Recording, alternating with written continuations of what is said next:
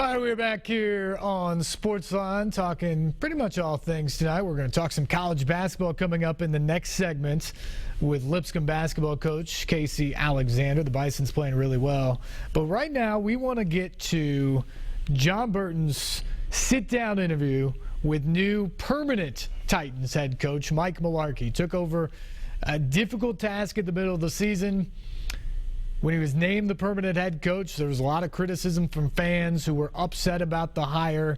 Mularkey understands it all. He understands the situation he inherited.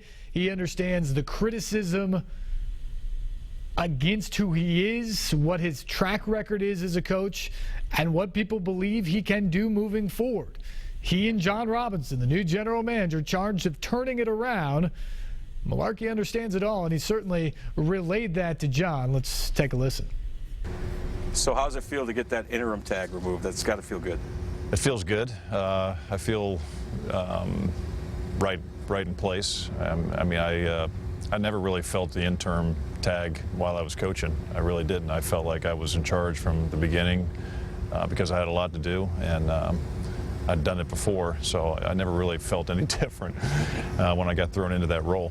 The process when they were interviewing other candidates, I mean, what was that like for you, and how confident were you that at the end of the day you'd be the last man standing?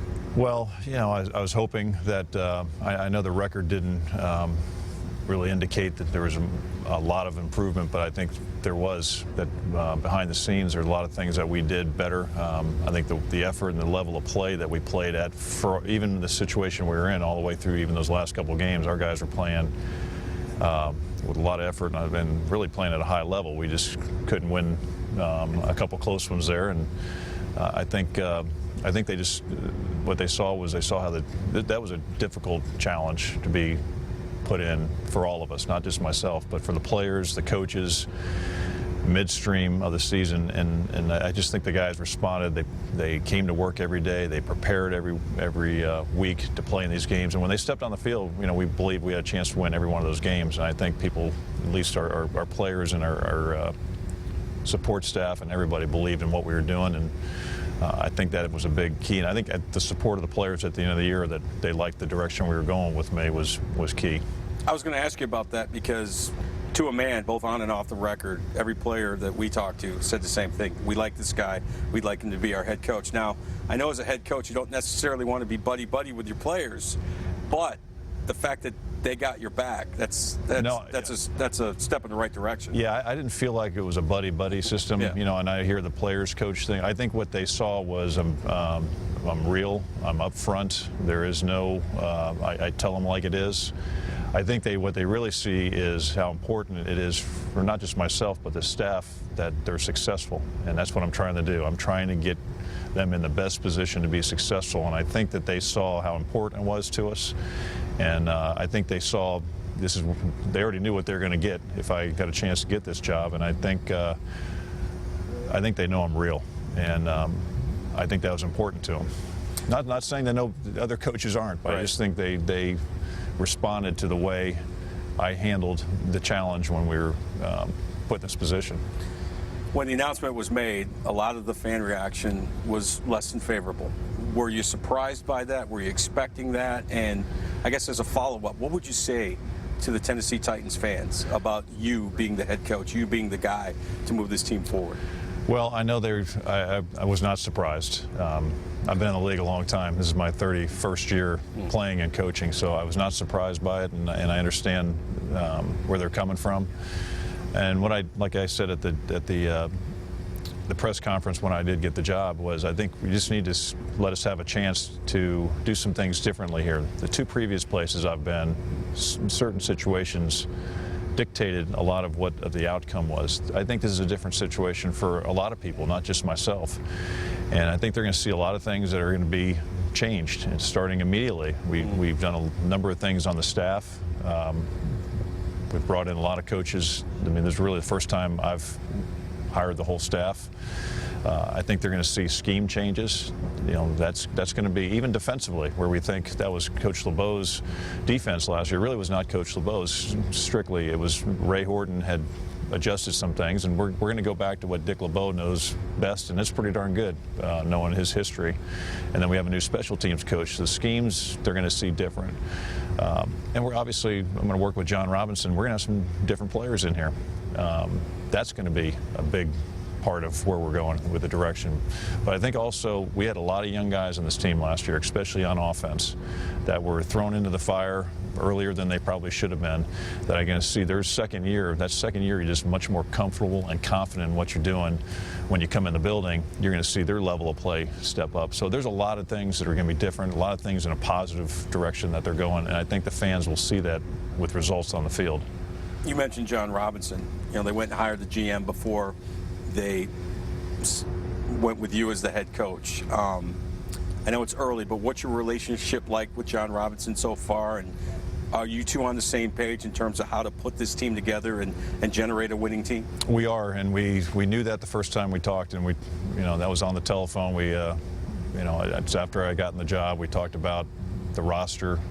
There's a lot of things he and I hit it off real quick. And first thing was how well he evaluated our roster without me talking to him. Based on what he watched on film, he pretty much nailed what we had on our roster and what we need help with. And since then, we have spent a lot of time together with each other, especially down the Senior Bowl, and it's been very good. Communication's been very good, and that's important with these two roles that we play. So I see a good future and a good partnership coming. Mrs. Strunk made it pretty clear when she released a statement after your hiring that she feels you're the best guy to further develop Marcus Mariota. Obviously, it's got to be a comfort knowing that you have a potential franchise quarterback already in place, along with some talented players like a Delaney Locker, like a Jarrell Casey, like a Brian Arakpo, like a Derek Morgan. What does Marcus have to do to further develop, and how far can he go?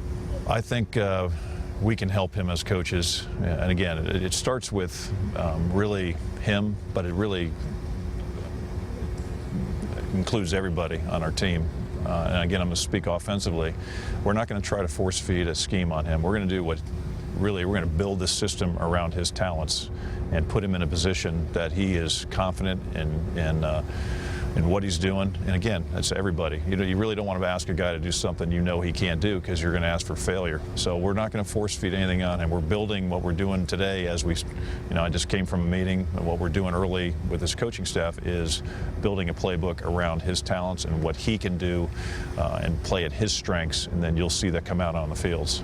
When you have a guy like Marcus who is going to work hard, he's going to come early, he's going to stay late, he's going to do his work, he's going to watch his film, he's not going to get in any trouble away from the field. How much of a comfort is that as a head coach, knowing that your franchise guy, your leader, is doing the right things on and off the field? Well, it's good for us. Obviously, it's good for me because I got enough on my plate, but I think it's really good for our team to watch how he does things, and he's a really good example. We have a lot of guys like that already that are veterans. You mentioned a lot of them, Jarrell and Delaney and Brian Arakpo.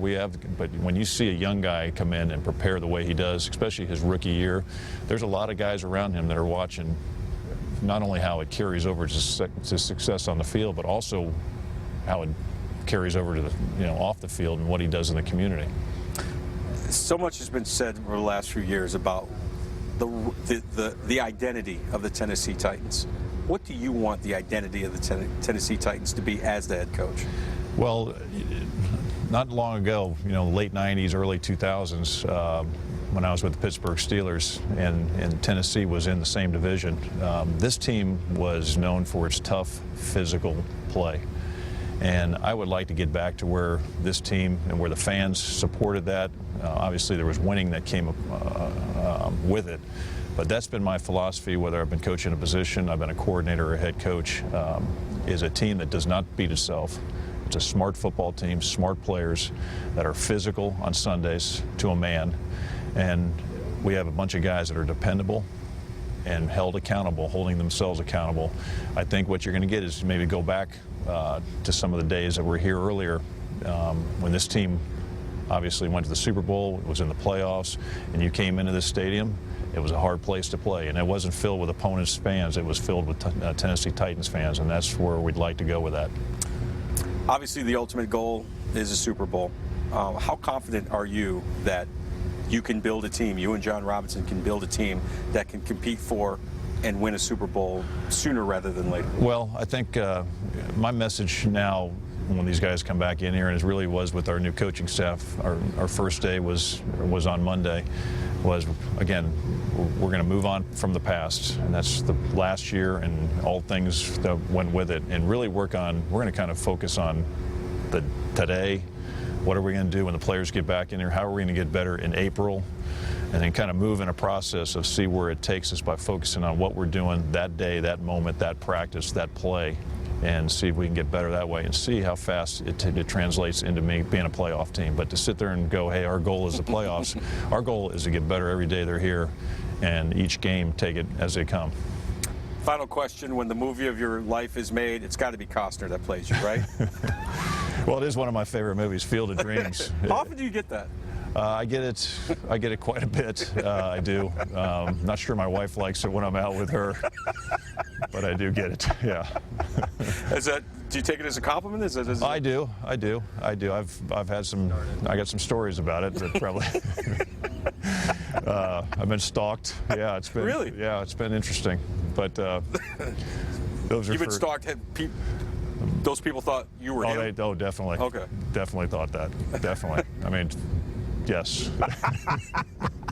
All right, we'll end it there. Thank you, Coach. All right, John. Thank you for the time. I really appreciate it.